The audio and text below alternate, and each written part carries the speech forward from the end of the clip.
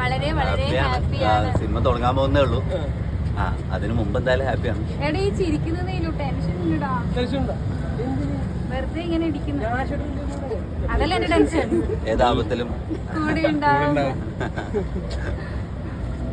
അപ്പൊ എല്ലാരും പടം കാണും. കണ്ടു കഴിഞ്ഞിട്ട് കാണാം നമുക്ക്. Okay okay okay, thank you. ആയിക്കോട്ടെ. ഫ്രണ്ടിൽ